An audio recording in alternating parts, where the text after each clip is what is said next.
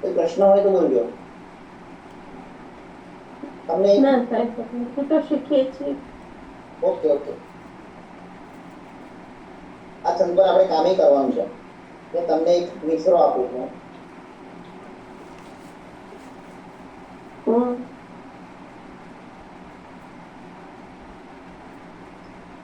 મિત્રો એટલે શું પહેલી લાઈન? હા, એ મિશ્રો ને બધું આવું કહું.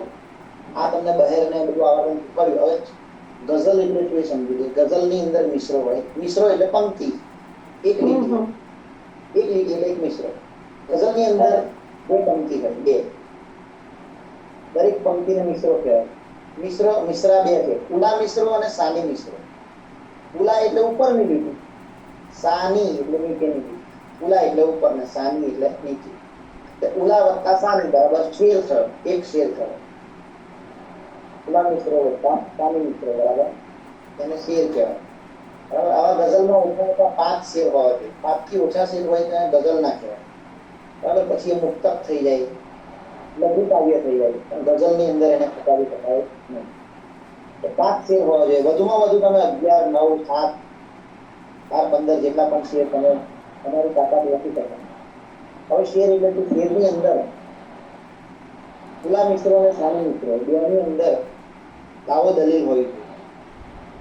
કેમ કોર્ટમાં લડ્યું એમ તો આમ કેમ, આમ છે તો આમ કેમ, આવું દાવો દલીલ હોય.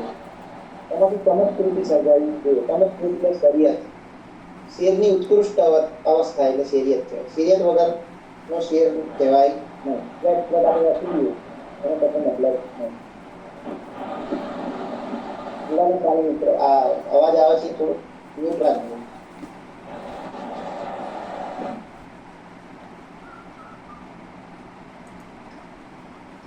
હવે ઉલા અને સાની મિશ્રો. હવે રદીફ અને કાફિયા સમજી લઈએ. રદીફ એટલે શું અને કાફિયા એટલે શું? તો આપણે જેમ લાગ્યો, જાગ્યો, માંગ્યો આવા પ્રાસ વાળા જે શબ્દો હોય, બરાબર, એવી રીતે ગઝલ ની અંદર પણ હોય છે. તો જે પ્રાસ વાળા શબ્દો હોય છે એને રદીફ કાફિયા કહેવાય. કાફિયા હંમેશા બદલાય, કાફિયા બદલાય, પણ રદીફ બદલાય નહીં. ક્યારે રદીફ ના બદલાય? રદીફ એક જ હોય, એક ને માત્ર એક જ. દાખલા તરીકે લાગે છે અને માંગે છે, બરાબર, આવું બોલું છું તો લાગે અને માંગે એ કાફિયા છે, પ્રાસ વાળા શબ્દો. પણ છે, લાગે છે, માંગે છે એ રદીફ છે. આવે છે તો આવે, આવે એ કાફિયો થયો, છે એ રદીફ થયો. એટલે રદીફ હંમેશા શેરની છેલ્લે આવે.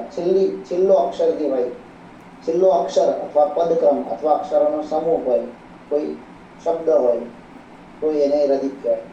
રદીફની આગળ જે આવે એને કાફિયા કહેવાય. એટલે આપણે કાફિયા રદીફ એવું બોલીએ છીએ, રદીફ કાફિયા એવું બોલતા નથી. રદીફ હંમેશા પાછળ આવે અને કાફિયો એની આગળ આવે.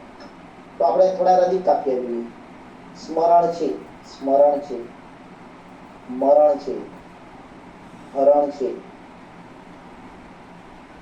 તરણ છે, વિસ્તરણ છે, આવરણ છે, વાતાવરણ છે, બરાબર. તો આમાં શું ધ્યાન રાખવાનું કાફિયા લેવામાં?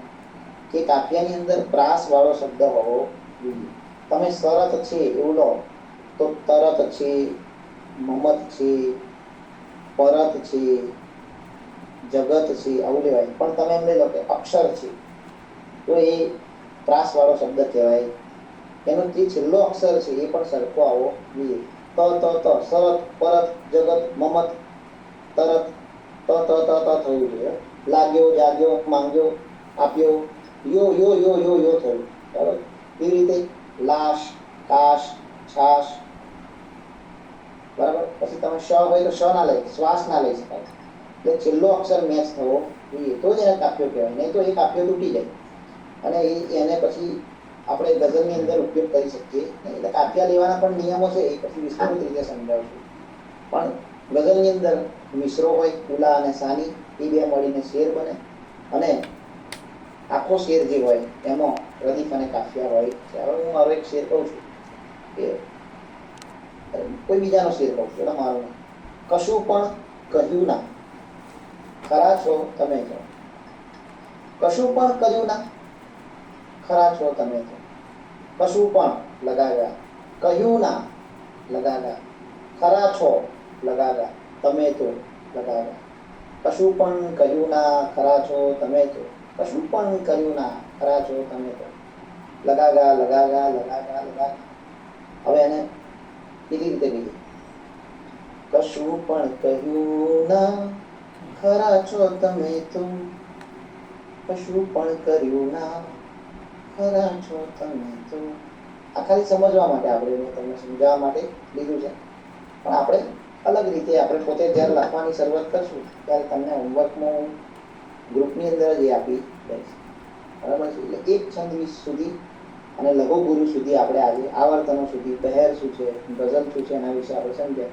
થોડી ગઝલની 2-4 વાત કરીને પછી ઓવર ટુ અલ્પાબેનને કહીશ. 10 વાગ્યા છે એટલે પછી તમારે ચાલુ હોય તો હું આઈ એમ અવેલેબલ, તમને વાંધો ના હોય તો. પણ પછી તમે થોડી વાત કરો, તમને શું અંદર શીખવા મળ્યું અને હજી તમારી શું તમારી અપેક્ષાઓ છે વધારે શીખવા માટેની, એ પણ તો મને થોડી ખબર પડે કે મારે કઈ દિશામાં જવું. એટલે ગઝલની અંદર ઉલા મિશ્રો, સાની મિશ્રો, શેર, રદીફ, કાફિયા આ બધા બાહ્ય અંગો છે. ગઝલની અંદર મતલા અને મક્તા હોય. મતલા એટલે પહેલો શેર. કોઈ પણ ગઝલનો પહેલો શેર એને મતલા કહેવાય. એટલે તમે કોઈ ગઝલકાર એમ બોલતા કે મતલા છે, વેદનાની વાત હું કરતો રહ્યો, થોડું થોડું એટલે મરતો રહ્યો. તો કરતો રહ્યો અને મરતો રહ્યો એ શું થયું? રદીફ અને કાફિયા થયા. કાફિયા રદીફ. કરતો અને મરતો અને રહ્યો રહ્યો એ કરતો રહ્યો મરતો રહ્યો. તો રહ્યો એ રદીફ થયો અને કરતો ને મરતો કાફિયા થયો. વેદનાની વાત હું કરતો રહ્યો, ઉલા મિશ્રા. થોડું થોડું એટલે મરતો રહ્યો, સાની મિશ્રા. તો આ એક શેર થયો. અને મતલાનો શેર કહેવાય. મતલાના શેરની અંદર બંનેમાં રદીફ કાફિયા આવે, ફરજિયાત આવે. ના આવે તો બિન મતલા ગઝલ છે, બરાબર. તેનો મતલા નથી, સીધું સીધું કહી દીધું છે. પછીના શેરની અંદર અનુક્રમે ચોથી લીટી, શેર બે લીટીનો હોય, 2 મિશ્રા હોય. તો ચોથી લીટી, છઠ્ઠી લીટી, 8મી લીટી, 10મી લીટી, 12મી લીટી, એમ રદીફ કાફિયા લેવાના. દરેક શેરની અંદર કાફિયા રદીફ લેવાના નહીં. આપણે કાવ્ય લખતા હોય તો બધામાં અવાજ છે, જવાબ છે, જનાબ છે, રિવાજ છે, એમને એમ છે કરી એવું નહીં કરવાનું. પ્રથમ 2માં ફરજિયાત આવે, પછી એક લીટી છોડીને પછી ચોથી લીટીમાં, પછી 5મી લીટી છોડીને છઠ્ઠી લીટીમાં. એવી રીતે આખી ગઝલ હોય છે. એટલે તમે ગઝલ વાંચી પણ હશે, સાંભળી પણ હશે. જ્યારે પ્રણયની જગમાં શરૂઆત થઈ હશે ત્યારે પ્રથમ ગઝલની રજૂઆત થઈ હશે. તો શરૂઆત થઈ હશે અને રજૂઆત થઈ હશે. શરૂઆત ને રજૂઆત એ કાફિયા છે અને થઈ હશે એ રદીફ છે. પહેલા પવનમાં ક્યાં હતી આટલી મહેક, રસ્તામાં તારી સાથે મુલાકાત થઈ હશે. એટલે ત્રીજી લીટીમાં આપણે થઈ હશે એવું નથી લીધું, પણ ચોથી લીટીમાં ગઝલકારે લીધું કે મુલાકાત થઈ હશે, શરૂઆત થઈ હશે, વાત થઈ હશે, રાત થઈ હશે, જુલ્ફો ડળી હશે ને પછી રાત થઈ હશે. આખી ગઝલ આપણને ખબર છે. તો હંમેશા બીજી, ચોથી, છઠ્ઠી, 8મી અને 10મી એટલે બેકી સંખ્યામાં આપણે રદીફ ને કાફિયાનો ઉપયોગ કરીએ છીએ. અનુક્રમે ત્રીજી, 5મી, 7મી અને 9મી લીટીમાં આપણે ભાવ વિશ્વ મૂકીએ છીએ અને એ રદીફ કાફિયા તરફ લઈ જાય. એટલે કોઈ પણ ગઝલ લખવા માટે આપણે પહેલા કાફિયા સિલેક્ટ કરી લેવા. તો મારે લખવું છે, મારા મગજમાં વિચાર આવ્યો તો એને હું એક છંદની અંદર ગોઠવું, એના રદીફ કાફિયા નક્કી કરું, એક શેર બનાવું અને પછી એ શેરના અનુસંધાનમાં જે કાફિયા છે તો મારે બીજા કયા કાફિયા લેવા. એ કાફિયા પરથી તમારો આખો ગઝલનું દ્વાર, પ્રવેશ દ્વાર એટલે મતલા પરથી, મતલા એ ગઝલનું પ્રવેશ દ્વાર છે, એના પરથી તમારા ગઝલનો આખો અંદાજ તમને આવી જાય અને તમે પછી એ દિશામાં આગળ વધી શકો.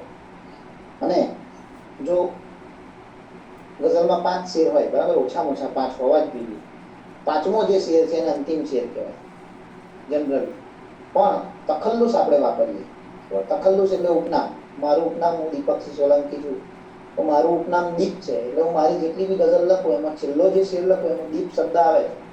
મરીઝ હોય તો મરીઝ સાહેબ એમાં મરીઝ શબ્દ આવે છે, બરાબર. એ રીતે જે પોતાનું તખલ્લુસ વાપતા હોય, શૂન્ય પાલનપુરી હોય તો શૂન્ય પાલનપુરી હોય, તો એમનો જે તખલ્લુસ હોય એમનો બેફામ હોય તો બેફામનું આવે, બરાબર.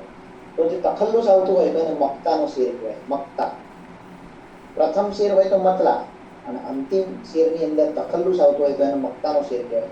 જો તખલ્લુસ ના વાપરે તો એને અંતિમ શેર જ કહેવાય. એટલે આ ગઝલના બાહ્ય અંગ છે. આટલા સુધી મારે તમને આજે ક્લિયર કરવું અને મોસ્ટલી હું 5 મિનિટ વધારે લીધી છે. હવે તમે બધા માઇક ઓન કરીને પૂછી શકો છો બે ઝડપ.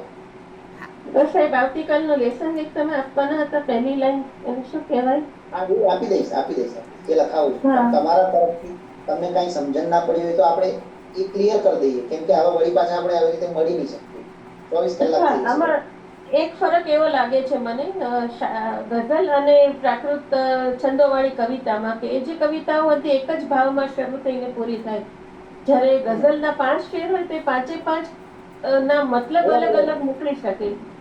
અલગ ભાવ ખરું ને વિશ્વ સર? હોય દરેકનો. અલગ ભાવ સ્વતંત્ર હોય. દરેકના દરેક શેર સ્વતંત્ર છે.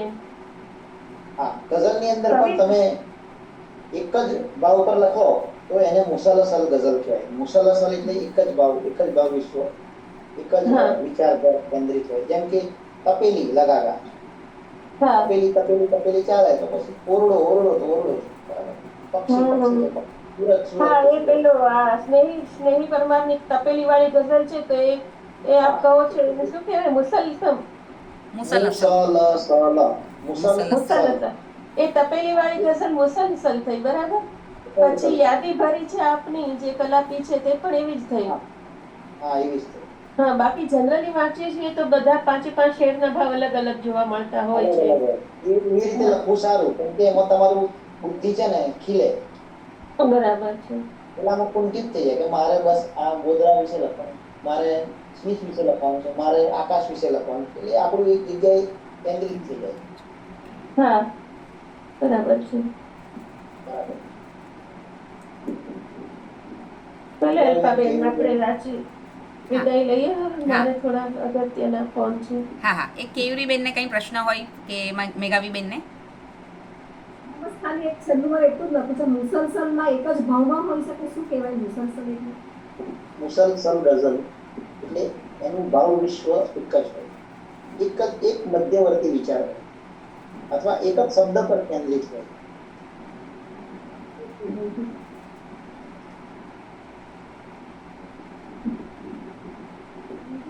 Alpaben, thank you. એ કેયુરીબેન, કંઈ પૂછવાનું છે આપને? હા, બોલો. ગાય ને લગાય બધું શેમાં આવે ખબર ના પડી. કેયુરીબેન મારી જેમ નવા લાગે છે. આપણે હમણાં જોયું કે લગાગા આ મુત્કારી છંદ છે, બરાબર. એ રીતે ગાલગા આ મુત્કારી છંદ બદલાઈ જાય, આવર્તન બદલાય એટલે છંદ બદલાઈ જાય. એવી રીતે ગાલગા આ રમલ છંદ છે, બરાબર. લગાગા આ હઝસ છંદ છે. ગાગા લગા આ રજસ છંદ છે. આવી રીતે તમને એક છંદ શીખવાડી છે, એટલે તમને લખવામાં મજા આવશે અલગ અલગ છંદોમાં, અને એના રાગ પણ બદલાશે. ગાલગા હોય. આ લગાગા જોયું, અમે ઓર જીને કી ચાહત. એમ ગાલગા લઈએ તો કયું સોંગ બદલાઈ જાય?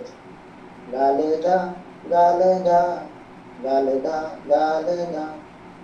રામ નારાયણ જાનકી વલ્લભ. એટલે આ જે બધા ગીતો સરસ બનેલા હોય છે ને, એમાં કાવ્ય રદીફ હોય જ છે, એમાં છંદ હોય જ છે, પણ આપણને ખબર હોતી નથી કે આ છંદમાં લખાયું છે.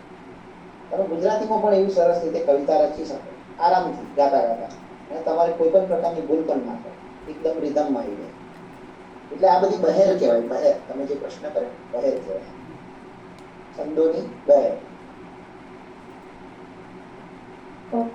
ઓકે, તો થેન્ક યુ સર. મારી તો પેલી પાશેરામાં પહેલી પૂણી છે, બાકી આઈ થિંક મેઘાવીબેનને અને મનીષાબેનને થોડો ખ્યાલ છે.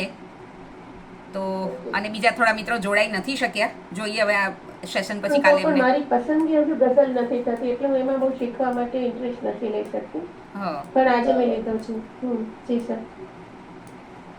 એટલે હવે તમને ખ્યાલ આવશે કે તમે કોઈ પણ જગ્યાએ હવે લઘુ ગુરુ શોધવાના, કે હું આ જગ્યાએ ચાલો સ્ટોપર પછી થશે, આવું વિચારવાનું. એટલે લઘુ ગુરુ તમારા મગજમાં દોડતા થશે.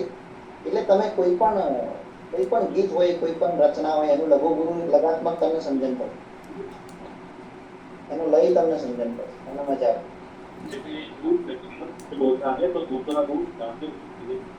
સાહેબ, આપણું આ પદ્ય લેખન હતું ને, હા, પદ્ય લેખન શિબિર જેવું છે, એટલે એમાં આપણે ખાલી જ ગઝલ લેતા હોઈએ તો પણ મારે ખાલી એ જાણવું છે કે ગીતો જે કંઈ લખાતા હોય હા ગીત તો ખૂબ લય હોવો જોઈએ, ગીતો ગાઈ શકાય એ તો 100% એમાં લય હોવો જોઈએ.